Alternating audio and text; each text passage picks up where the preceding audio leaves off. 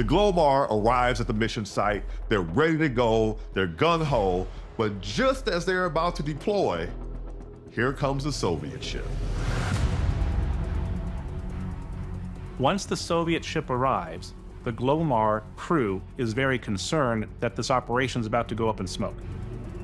A helicopter takes off from the Russian ship and starts circling around. And the Glomar's crew are on tenterhooks. The CIA has invested hundreds of millions of dollars here, more than $1 billion in today's money. Is this the end of the mission?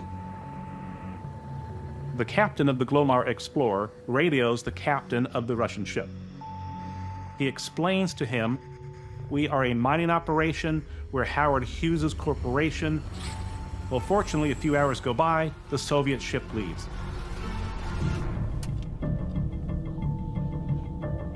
Once the Soviet ship leaves the area, they lower the claw into the water, unwind 3 miles of cable.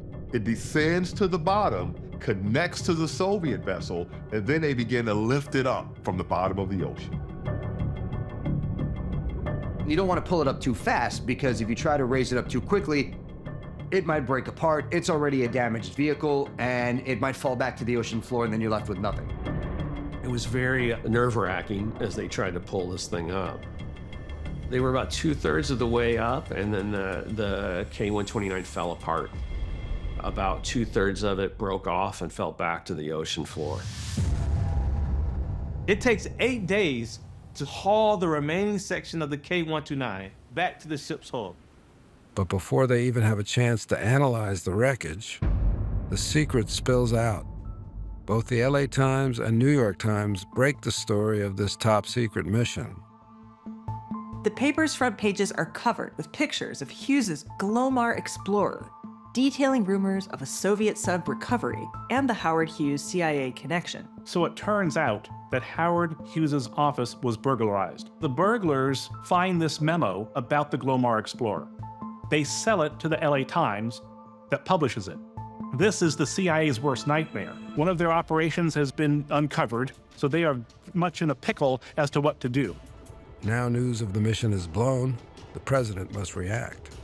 Ford became president because of Richard Nixon's resignation, so there was this idea that the intelligence communities had been abusive of their powers. So Ford didn't want a story to break out that looked like there was some out-of-control rogue mission going on by the CIA. Additionally, a warship of the Soviet Union, even at the bottom of the ocean, belongs to the Soviet Union, so it could be viewed as an aggressive act at a time when we're very much spinning the idea of détente. Arms negotiations are in progress. It was not a good time to reveal to the Soviets that we're basically stealing one of their submarines. President Ford is forced into this dilemma. Should he admit it or deny the mission's existence? Neither the U.S. government nor the CIA comment on the matter until 1992. Only then is the mission publicly acknowledged for the first time when the CIA hand-delivers a video to the Russian President Boris Yeltsin.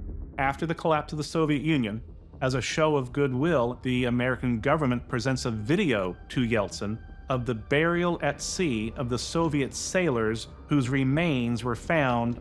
It made international news around the world.